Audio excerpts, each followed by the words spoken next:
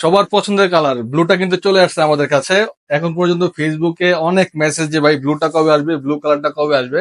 Finally কিন্তু blue কালারটা চলে আসছে। এখন এই টেসলা প্রিন্টের 3D ব্লু কালার, পাশাপাশি হচ্ছে ব্ল্যাক কালারটা কিন্তু আছেই আমাদের কাছে।